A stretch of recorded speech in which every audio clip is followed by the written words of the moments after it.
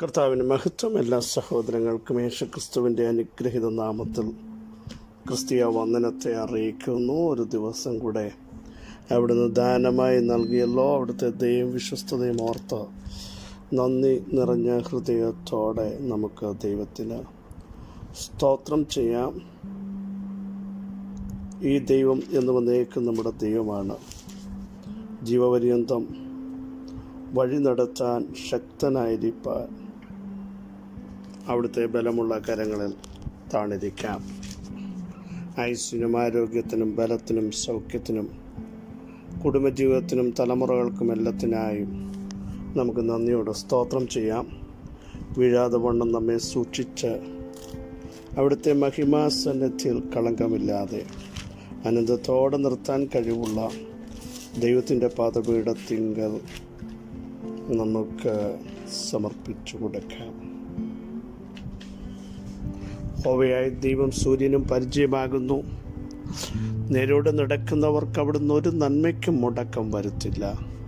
കഴിഞ്ഞ നാളുകളിൽ നടത്തിയ ദൈവം, കൊണ്ടുവന്ന ദൈവം, വിടുവിച്ച ദൈവം, സഹായിച്ച ദൈവം, ശക്തീകരിച്ച ദൈവം, താങ്ങിയ ദൈവം ഇന്നും നമ്മുടെ ദൈവമാണ്. ജീവപര്യന്തം വഴി നടത്താമെന്ന് അവിടുന്നാണ് പറഞ്ഞത്. സഹോദരങ്ങളെ, ജീവിതത്തിൻ്റെ ഒരു പ്രതിസന്ധി ഘട്ടങ്ങൾ വരുമ്പോൾ പലരും മാറും, മറക്കും. പക്ഷേ കർത്താവ് പറയുന്നു, ഞാൻ നിന്നെ കൈവിടില്ല, ഉപേക്ഷിക്കുകയില്ല. ധൈര്യത്തോടെ നമുക്കിന്ന് പ്രഭാതത്തിൽ പറയാൻ കഴിയണം, കർത്താവ് എനിക്ക് തുണ, ഞാൻ പേടിക്കുകയില്ല. മനുഷ്യൻ എന്നോട് എന്ത് ചെയ്യാൻ കഴിയും? ധൈര്യത്തോടെ നമുക്ക് പറയാം, കർത്താവ് എനിക്ക് തുണ. ലോകത്തിലെ തുണകളൊക്കെ മാറുമ്പോൾ, സഹായങ്ങളൊക്കെ അസ്തമിക്കുമ്പോൾ, തിരുവെഴുത്ത് പറയുന്നു, സഹായിപ്പാൻ കഴിയാത്ത മനുഷ്യത്വത്തെ നിങ്ങൾ ആശ്രയിക്കരുത്. അവൻ്റെ നിരൂപണങ്ങളൊക്കെ നശിക്കുമ്പോൾ യാക്കോബിൻ്റെ ദൈവം സഹായമായി. തൻ്റെ ദൈവമായ യഹോവയിൽ പ്രത്യാശയുള്ള ഏവരും ഭാഗ്യവാന്മാർ. യഹോവയിൽ പ്രത്യാശയുള്ള ഏവരുമേ ധൈര്യപ്പെടുവീൻ. നിങ്ങളുടെ ഹൃദയം ഉറച്ചിരിക്കട്ടെ. ഇന്ന് പകലിലും നമ്മുടെ ഹൃദയം ഒന്ന് ഉറക്കട്ടെ, നമ്മുടെ മനസ്സൊന്ന് ഉറക്കട്ടെ. പരിശുദ്ധാത്മശക്തിയോടെ മുൻപോട്ട് പോകാൻ ഉള്ള നിയോഗം ദൈവം നമുക്ക് നൽകട്ടെ എന്ന് ആത്മാർത്ഥമായി പ്രാർത്ഥിക്കുന്നു. വിശ്വാസത്തിൻ്റെ നായകനും പൂർത്തി വരുത്തുന്നവനുമായ യേശുക്രിസ്തുവിനെ ശ്രദ്ധിച്ചു നോക്കുവാൻ, അവിടുന്ന് എത്ര മഹാനെന്ന് ശ്രദ്ധിച്ചു നോക്കാൻ ദൈവം നമ്മയെല്ലാം ഇടയാക്കട്ടെ എന്ന് പ്രാർത്ഥിക്കുന്നു. നമ്മുടെ രക്ഷയാകുന്ന ദൈവമായി നാൾ തോറും നമ്മുടെ ഭാരങ്ങളെ ചുമക്കുന്ന കർത്താവ് വാഴ്ത്തപ്പെടുമാറ്. ഒരു ദിവസം ചുമക്കുന്ന ഒരു ദൈവത്തെ അല്ല സേവിക്കുന്നത്, ഒരു മണിക്കൂർ ചുമക്കുന്ന ഒരു ദൈവത്തെ അല്ല സേവിക്കുന്നത്. നാൾ തോറും നമ്മുടെ ഭാരങ്ങളെ ചുമക്കുന്ന സർവശക്തനായ ദൈവത്തിന് നന്ദി നിറഞ്ഞ ഹൃദയത്തോടെ നമിക്കാം, അവിടത്തേക്ക് സ്തോത്രം ചെയ്യാം. തിരുവെഴുത്ത് പറയുന്നു, പർവ്വതങ്ങൾ മാറിപ്പോകും, കുന്നുകൾ നീങ്ങിപ്പോകും, എങ്കിലും എൻ്റെ ദയ നിന്നെ വിട്ടു മാറുകയില്ല, എൻ്റെ സമാധാന നിയമം നീങ്ങിപ്പോകുകയില്ല എന്ന് സൈന്യങ്ങളുടെ ദൈവമായ യഹോവയുടെ അരുളപ്പാട്. ഉറച്ചു നിൽക്കുമെന്ന് ചിന്തിക്കുന്ന പർവ്വതങ്ങൾ മാറും, കുന്നുകളും നീങ്ങും, പക്ഷേ ദൈവത്തിൻ്റെ ദയ ഒരു കാലഘട്ടത്തിലും മാറില്ല, ഒരു കാരണവശാലും മാറില്ല. അവിടുത്തെ ദയ നിരന്തരമാണ്. 1000 തലമുറയോളം കരുണ കാണിക്കുന്ന ദൈവം, ഹല്ലേലൂയ, ഇന്നും നമ്മോട് കൂടെയുണ്ട്. മറ്റടുത്ത് പറയുന്നു, ഒരു സ്ത്രീ തൻ്റെ കുഞ്ഞിനെ മറക്കും, താൻ പ്രസവിച്ച മകനോട് കരുണ തോന്നാതിരിക്കുമോ? അങ്ങനെ തോന്നിയില്ലെങ്കിൽ പോലും മറക്കാത്തൊരു ദൈവം. 103-ാം സങ്കീർത്തനക്കാരനായ ദാവീദ് പറയുന്നു, അപ്പനും മക്കളോട് കരുണ തോന്നുന്നത് പോലെ യഹോവയ്ക്ക് തൻ്റെ ഭക്തന്മാരോട് കരുണ തോന്നുന്നു. നമ്മുടെ പ്രകൃതിയെ അറിയുന്ന ദൈവം, സ്തോത്രം.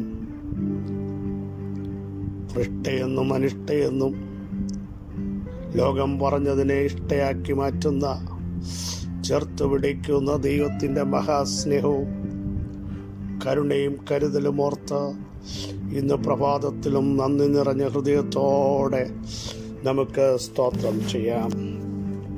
വളരെ സുപരിതമായ വാക്യം യെശയ്യാപ്രവചനം 41 വാക്യം.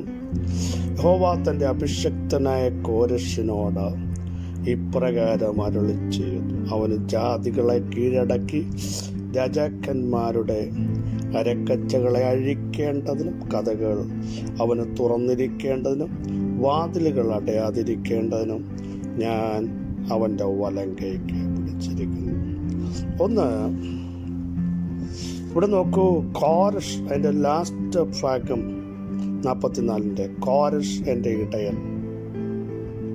ഒരു ജാതീയ രാജാവിനെ ദൈവത്തിൻ്റെ പ്രവർത്തിക്കു വേണ്ടി ദൈവാത്മാവ് സജ്ജമാക്കുന്നത് എങ്ങനെയാണ്?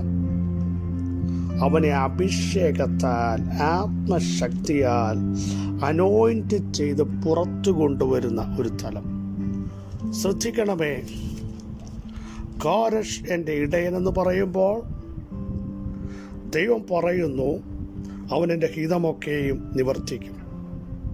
യെരൂശലേം പണിയപ്പെടും, മന്ദിരത്തിന് അടിസ്ഥാനമുള്ള ചില നിയോഗങ്ങൾ, ഇടിഞ്ഞു പോയ ചിലതിനെ പണിയാൻ, ഇടിഞ്ഞുപോയ കുടുംബജീവിതത്തെ പണിയാൻ, ആത്മികതയെ പണിയാൻ, പ്രാർത്ഥനാ ജീവിതത്തെ പണിയാൻ, അഭിഷേകമുള്ള ചിലതിനെ ഇന്ന് പ്രഭാതത്തിൽ ദൈവാത്മാവ് തട്ടിയെഴുന്നേൽപ്പിക്കുകയാണ്.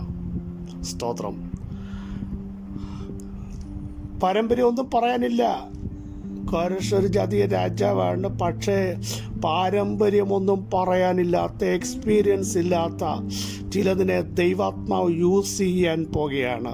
പാരമ്പര്യക്കാർ നോക്കി നിൽക്കേ പുറത്ത് കിടന്ന കൽപാത്രങ്ങളിലേക്ക് വെള്ളം കോരി നിറച്ച് അതിനെ സെർവ് ചെയ്തപ്പോൾ അസാധാരണമായ ദൈവപ്രവൃത്തി വന്നെങ്കിൽ പുറത്ത് കിടക്കുന്ന ചിലതിനെ അകത്തേക്ക് കൊണ്ടുവന്ന് നിന്നിലൂടെ ചില പകർച്ച നൽകാൻ ദൈവാത്മാവിന് പദ്ധതിയുണ്ട് എന്ന് വിശ്വസിക്കുന്നവർ ആമേൻ പറഞ്ഞ് ഈ സന്ദേശം ഏറ്റെടുക്കുമല്ലോ.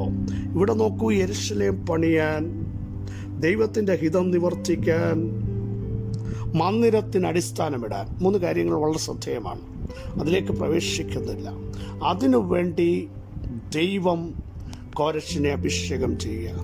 ഇടിച്ചു കളഞ്ഞു, ഇനി പണിയാൻ പറ്റത്തില്ല, ഒരു പണിക്ക് സാധ്യതയില്ലെന്ന് ലോകവും അപ്പോൾ തന്നെ സമൂഹവും ഒരുപോലെ വിളിച്ചു പറയുമ്പോൾ അതിനെ പണിയാൻ ദൈവം ഒരുവനെ എഴുന്നേൽപ്പിക്കുന്നു. നിയോഗമുള്ള ഒരുവനെ. നിങ്ങളുടെ കുടുംബത്തിൽ നിന്ന് പരിശുദ്ധാത്മാവ് തള്ളപ്പെട്ട ചിലതിനെ, മാറ്റി നിർത്തപ്പെട്ട ചിലതിനെ, യോഗ്യതയില്ലെന്ന് പറയുന്ന ചിലതിനെ, ക്വാളിറ്റി ഇല്ലെന്ന് പറയുന്നതിനെ, ഒന്നുകൂടെ ആവർത്തിക്കുന്നു, പാരമ്പര്യ എക്സ്പീരിയൻസും ഇല്ലാത്ത ചിലതിനെ പരിശുദ്ധാത്മ ശക്തിയോടെ എഴുന്നേൽപ്പിച്ച് അവിടുത്തെ പ്രവൃത്തിക്ക് വേണ്ടി ദൈവം പുറത്തു കൊണ്ടുവരാൻ പോകുന്നു. കൂട്ടുകാരുടെ ഇടയിൽ നിന്ന്, കുടുംബക്കാരുടെ ഇടയിൽ നിന്ന്, ദൈവസഭകളിൽ നിന്ന്, അങ്ങനെയുള്ള ചിലതിനെ പരിശുദ്ധാത്മാവ് ഇന്നു പകൽ സെലക്ട് ചെയ്യുന്നു. നിനക്കല്പമേ ശക്തിയുള്ളെങ്കിലും നീ ശക്തിയോടെ നിൽക്കൂ. ആ ശക്തിയെ ഇന്നു പകൽ ഒരു അസാധാരണ പവറാക്കി മാറ്റാൻ ദൈവത്തിന് പദ്ധതിയുണ്ട്. സ്തോത്രം. എന്നിട്ട് പറയുന്നു, യഹോവ തൻ്റെ അഭിഷിക്തനായ കോരശിനോട് ഇപ്രകാരം അരുളിച്ചെയ്യുന്നു.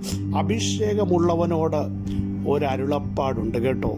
നിങ്ങളുടെ മേലും എൻ്റെ മേലും അഭിഷേകമുണ്ടെങ്കിൽ ദൈവത്തിൻ്റെ അരുളപ്പാട് കേൾക്കും.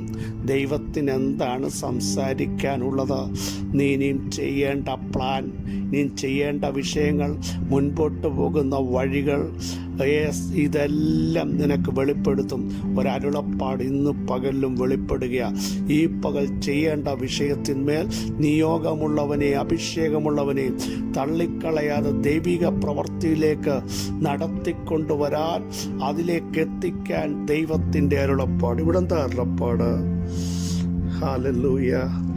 ജാതീയ ശക്തികളെ കീഴടക്കി നെബൂഖദ്നേസർ രാജാവ് യെരൂശലേം ദേവാലയത്തിൽ നിന്ന് എടുത്തുകൊണ്ട് പോയി ആ പൊൻവെള്ളി പാത്രങ്ങളെ ഷിനാർ ദേശത്ത് അവൻ്റെ ദേവൻ്റെ ക്ഷേത്രത്തിൽ കൊണ്ട് പൂട്ടിയിട്ടിരിക്കുക.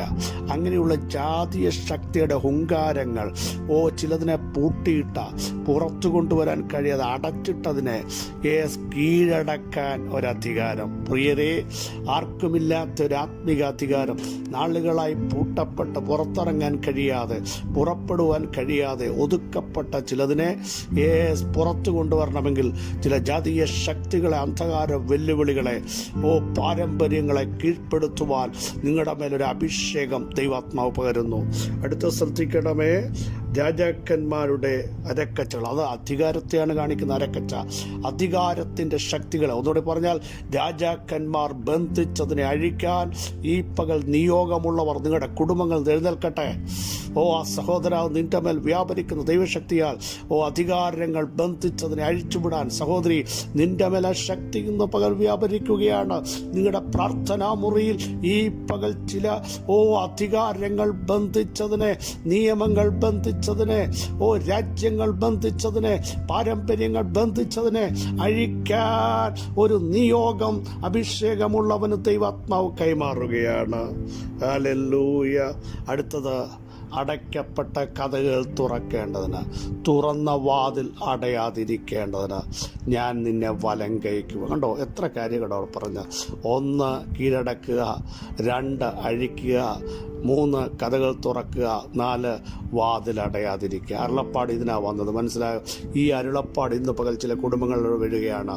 ചിലതിനെ അഴിക്കാൻ, ചിലതിനെ ചവിട്ടാൻ, ചിലതിനെ കീഴടക്കാൻ, വാതിൽ തുറക്കാൻ, തുറന്നത് അടയാതിരിക്കാൻ ദൈവത്തിൻ്റെ വലം കൈ നിങ്ങളെ പിടിച്ചിരിക്കുന്നു. യേശുവിൻ്റെ നാമത്തിൽ സർവശക്തനായ ദൈവമേ, സർവജ്ഞാനിയായ ദൈവമേ, ഉന്നതനായ ദൈവമേ, ഉയർന്നിരിക്കുന്ന ദൈവമേ, അങ്ങയുടെ മഹത്വത്തിനായി സ്തോത്രം.